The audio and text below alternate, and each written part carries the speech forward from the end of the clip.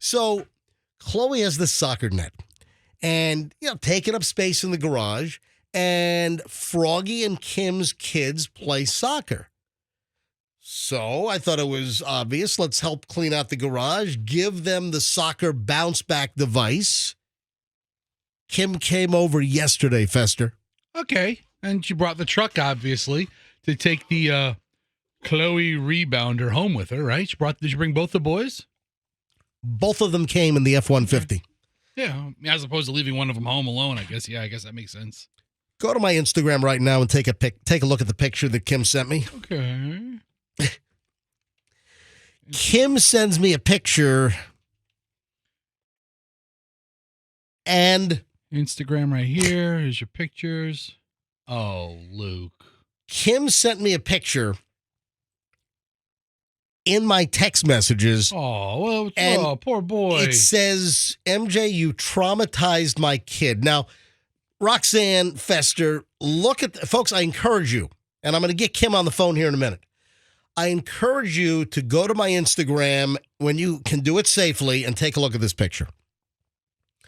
My Instagram, my personal MJ Instagram, and listen, you never know what the heck's going to pop up on this thing. Certified MJ Radio. That's my Instagram, Certified MJ Radio. It's the last item posted. It's the last item, and it's Luke, Froggy and Kim's youngest kid. He's like, 8 years old or something. And he's in the back seat of the pickup truck, strapped in. Kim, at a red light, I would imagine, turned around and snapped the picture. Can you describe, Roxanne, take a look. Look at Luke. And both of you guys, describe what you see. Okay, hang on, your mic is off. Go ahead. Okay, he's got a little sad face going. And maybe it's because he's been responsible for holding the net, which looks very heavy in the back of the truck, in place with the string. Now, did you do that setup, MJ? Is that how you fashioned this whole thing and he had to hang on to it? I know what happened. Hang on for dear life? Yeah, I know what happened. All right. What happened? All right. So Luke, who's a great kid. We love Luke. Yep. We love Max, too. MJ probably helped put the net in the back of the truck. What do you mean helped? I put the net in. They pulled. Oh, so they just pulled up. Like, what do you think? I'm gonna say, okay, here it is. Figure it out. No, of course they pulled into my driveway in Froggy's F-150. They pulled into my driveway. Okay. I carried the net with Max, the older kid. He grabbed one end. We slid it into the back of the pickup truck, and then I fastened the net into the back. Completely securing it down. Listen, I don't need the net flying out and hitting some car on the Veterans Expressway or the Eisenhower, whatever. I don't need to cause some wreck. So we put the net in the back of the pickup truck. Yeah. Michelle grabbed some rope that we had in the garage. You tied it down completely securely. I tied it down to all the tie down points. Right. There were like 2 tie downs up in front. There were like 2 tie downs in the tailgate of the pickup truck. I tied this thing down. Trucks are like that, you know. It wasn't going anywhere. Right. I thought it would be fun. I grabbed a piece of white string. Is this butcher twine? It's a really thin piece of string. It's more like kite string. So it's like a kite. I had a roll of like kite string. So, can I stop you right there? Anytime you have I thought it would be fun thought, it always makes me nervous. Always. Okay. Oh, really? Your brain. Really? Your perception of what fun is. The net is tied down just fine. Froggy's got like a short bed F-150. He doesn't have the long bed.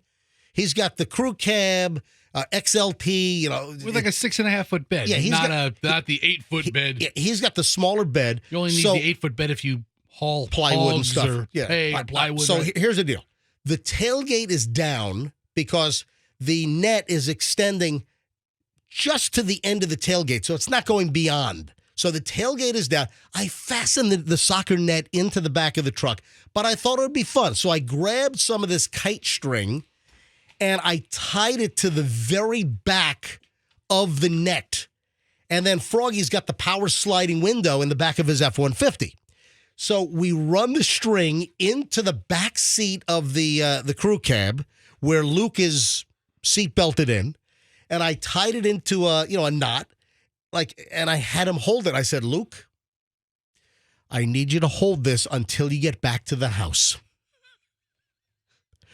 Because, and I think I use this language, you are the last line of defense in case the ropes come loose in the back.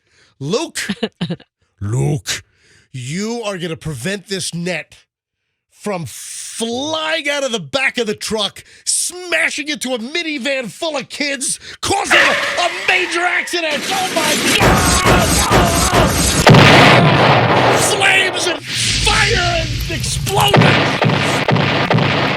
So That's an awful lot of pressure to put on the little guy. I thought I was making it fun for the kid. What an adventure. That's what I was thinking.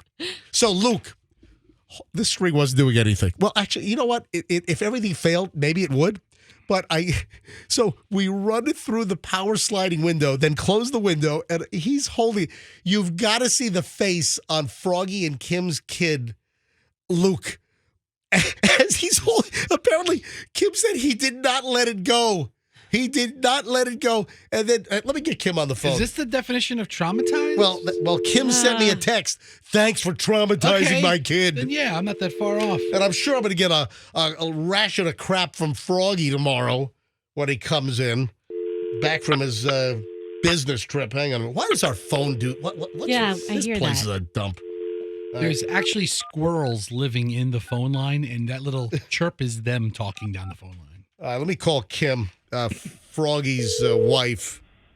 7:37 right now. Hello. Morning, Kim. Hi. Is Luke in the car? Luke, say hi. Hi. Luke, are you still traumatized? No. No. Oh, okay, good. All right, You got everything's over okay. your prank. All right, Kim, you sent me this picture. I guess you were at a red light. You turned around. You snapped the picture of Luke holding the little string. Because I told him he was the last line of defense of the soccer net flying out and causing a major traffic crash. And folks, I'm telling you, this is the most precious photo. You've got to see the look on Luke's face. He's holding the string like he's holding on for dear life. He's responsible. Yeah. I don't know if precious is the right word. The kid looks afraid to let it go. That's not precious. I mean, look, you did a great job holding the rope. All right, the picture is on my Instagram. It's actually, there are two pictures. It's that one, and then if you slide it over, you'll see the net in the back. It's on my Instagram, Certified MJ Radio. You got to take a look at this. Certified MJ Radio. So, Kim, you sent me this picture. The kid looks like, I don't know, like it's the worst day of his life. And you said I traumatized him? I mean, when we pulled away from your house, I looked at Luke and I said, Luke, I go, it's really fine. You don't have to hang on to that rope. And he's like, no. MJ said I have to hold it. I go, he was joking. I go, it's fine. It's all tied down. He's like, no. He's like, I got to hold it. And so, I mean, that was us sitting at West Shore and Kennedy. I mean, it's not like we've gone far, but he clutched that thing in his little hand the entire way home. And then once we got it home, we had to take it to my in-laws because that's where it now lives. And he held onto the rope the entire time as well. So He's a safety guy. He's a safety kid. He's such a he sweetheart. follows instruction. I Yeah. mean, we can vouch for that at this point. Well, can Luke hear me? yes. Oh, you're on hands free. Kim's taking We're the kid. on our way to school. Yeah, Kim's taking the kids to school. Luke, you did a fantastic job. Luke, you were a responsible citizen, making sure that net did not fly out and hit a school bus full of kids on the veterans. Because there are lots of school buses with kids on a Sunday. Exactly. You're a hero, Luke. You know what, Luke? I think we're going to award you the MJ Morning Show Responsible Citizen of the Month Award. There we go. Oh, citizenship award. I like it. This Yes. is something new. Yes. Why don't you print out a certificate and we'll present it to him later this week. You know, MJ, I tell you, if I would have inherited this net, my son Hudson would have let the rope go just to watch it crash. Just to see an accident. Just to watch the Just chaos. to see it fly through somebody's windshield. Yeah. Good job, Luke. Luke, phenomenal job. And I think you ought to, tell all the kids at school how you prevented a major crash on the Veterans Expressway yesterday. I think that's what he's going to open with today. Yeah, if he has a share day. Yeah. That's a good opening line. Absolutely. Right. It's totally. What's up, Max? He said he's not. All right, but this picture, I'm telling you, look at his face.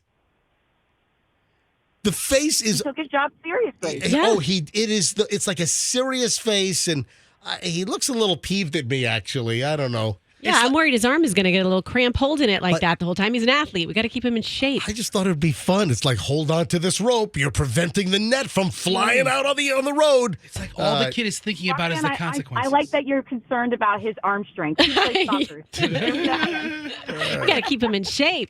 Yeah, now they've got a net for the leg strength. All right, Kim, have a great day. Bye, guys. Bye.